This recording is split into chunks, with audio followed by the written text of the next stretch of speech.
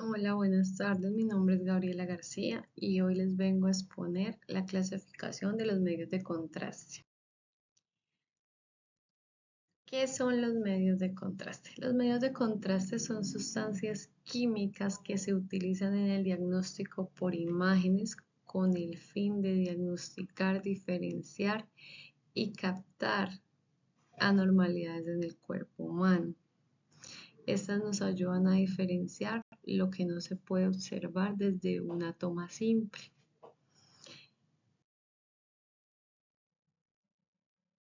Clasificación según su visualización. Recordemos que hay dos clasificaciones en este caso. Tenemos los medios de contraste positivos y los medios de contraste negativos. Los medios de contraste positivos son aquellos que se adhieren mayormente a los rayos X y lo que hacen que nos den una tonalidad blanca y que nos permita diferenciar. En esto encontramos los contrastes yodados que se usan en tomografía y en estudios vasculares. Está el sulfato de bario, que sabemos que es un contraste oral que se utiliza para los estudios gastrointestinales y que hoy en día ya se encuentran de manera descontinuada, es decir, ya la reemplazó al medio de contraste oral, va a ser reemplazado por el agua. Ya en varios sectores solamente están tomando agua para los estudios gastrointestinales, ya no se va a prorrogar más el tema del medio de contraste como lo es el sulfato de bario. Tenemos el medio de contraste negativo que tiene menor adherencia a los rayos X y por eso no nos dan tonalidad blanca, sino que por el contrario nos dan la tonalidad oscura. Ejemplo, lo que es el dióxido de carbono y el aire. Recordemos que estos estudios poco se ven ya, pero sí se utiliza mayormente en los estudios intestinales, como los estudios con doble contraste, donde se le administra aire por vía rectal al paciente. Seguimos con la clasificación según la estructura química. Según la estructura química, habla de que tenemos dos tipos, los monómeros y los dímeros. Los medios de contraste monómeros son aquellos que se clasifican porque contienen un solo anillo bencénico. ¿Qué es un anillo bencénico? Es, por decir así, el esqueleto que transporta el yodo. Recordemos que cada anillo bencénico contiene 6 átomos de carbono. Es decir, que estos átomos son los que cargan el yodo y lo transportan por medio del torrente sanguíneo. Generalmente tienen mayor osmolaridad, es decir, son concentraciones mucho más altas y por esto puede producir más efectos adversos, es decir, la producción de calor, mayor efecto de náusea. Con estos podemos tener una mayor probabilidad de alergias. Y tenemos los medios de contraste dímeros, que como su nombre lo indica, di, es decir, dos, contienen dos anillos bencénicos, es decir, que ya no son 6 átomos de carbono, sino 12 los que van a transportar el yodo. Tienen menor osmolaridad, entonces por ser menos concentrados dan una menor posibilidad de que el paciente sienta más efectos. En este caso podemos hablar de que tiene una mayor seguridad para el paciente. Seguimos con la clasificación según la osmolaridad. Bueno, tenemos claro que la osmolaridad quiere decir cuánta concentración de partículas hay en un líquido. Tenemos los hiperosmolares, que como su nombre lo dice, hiper, tiene una mayor concentración y esta es lo que nos hace que nos den más efectos adversos y nos provoquen más calor o náuseas o que se nos descompense el paciente por una taquicardia. Tenemos los hipoosmolares, que son, como su nombre lo dice, hipo bajo, tienen menor concentración, lo que hace que el paciente tenga menos efectos adversos. Y tenemos los isoosmolares, que son como los que más adhieren al paciente y son los mayor recomendados para pacientes renales, ya que no hacen tanto daño en su parte, es la parte de sus riñones. Clasificación según la vía de administración. Este tema lo saqué de una de las bibliografías Sociedad Española de Radiología de 2019, que nos habla que hay 7 vías de administración. Iniciamos con la intravenosa, que como su nombre lo dice, lo vamos a meter por la parte vascular, que se utilizan tomografías y estudios contrastados. Tenemos la intraarterial, como su nombre lo dice, arterial, empleada en procedimientos como hemodinamia y angiografías. Tenemos el oral y el rectal, como lo dijimos del sulfato de bario, que es vía oral, se utiliza para procedimientos gastrointestinales, y en el caso del rectal hablamos de que se usa el mismo contraste intravenoso diluido en agua y que se administra con jeringa por la parte rectal. Está el intratecal, que llega directamente por medio de una punción en la columna, en el espacio subaracnoideo.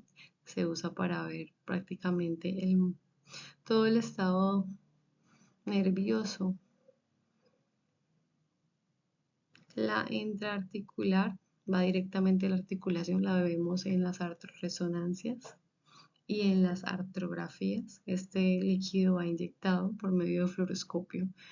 Este procedimiento lo realiza un radiólogo, donde inyecta directamente en la articulación el medio de contraste y posteriormente se hace la resonancia. Tenemos el intracavitario, que se administra directamente. En este caso lo podemos hablar de la cavidad de uterina, como lo es la histerosalpingografía, que es un estudio para evaluar el taponamiento de las trompas para las mujeres que no pueden quedar en un embarazo.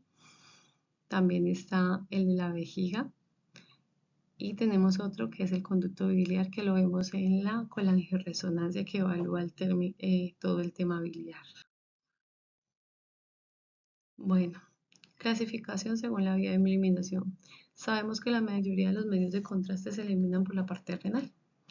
En este caso, para ello debemos contar con un paciente que tenga un buen sistema de excreción. ¿Cómo lo podemos hacer? Se utiliza un estudio llamado creatinina en suero, que se debe pedir a pacientes. En el caso de la clínica donde yo trabajo, se pide a mayores de 75 años o pacientes que tengan problemas básicos como son diabetes e hipertensión. Se toma este estudio de creatinina en suero, se hace un cálculo glomerular que tiene unos rangos que nos dicen que a partir de 30.0 se puede administrar común y corriente, y si a menor a este valor no se debe inyectar, a menos que venga con una nota aclaratoria del nefrólogo, que normalmente él es el que aclara si se debe o no se debe administrar contraste y nos pide el tipo de contraste, que lo hablamos anteriormente, que es el isosmolar, que es el que más se adapta a los pacientes renales. Otra vía es por la parte biliar y otra vía es por la parte rectal, cuando el paciente se le administra contraste rectal, que hacemos estudios como los pisos pélvicos, que el paciente debe pujar para eliminar el contraste. Tenemos administración según la técnica diagnóstica. Administración en la radiología convencional, como son los estudios, urografías, histerosalpingografía, que le dijimos que era el estudio de las trompas, entre otros. Esa es la radiología convencional, los estudios.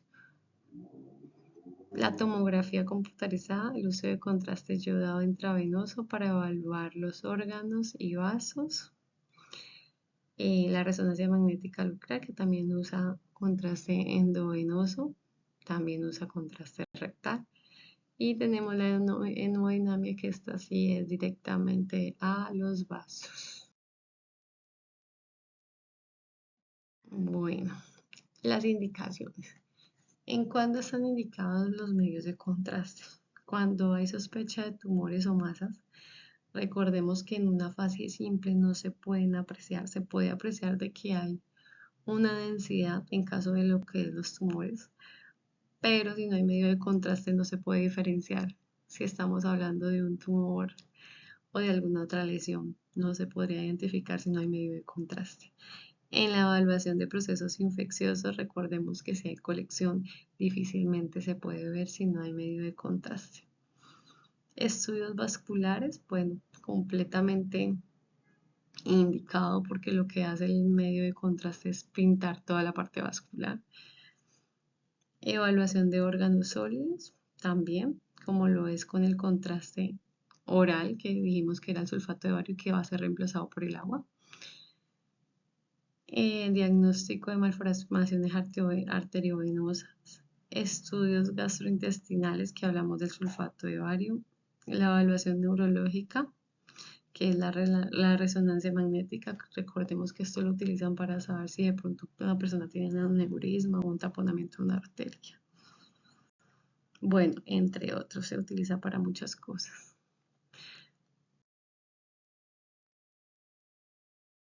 ¿Cuándo está contraindicado? Bueno, ya hablamos primero que el paciente debe tener una función renal adecuada, entonces no se puede administrar en pacientes con insuficiencia renal severa.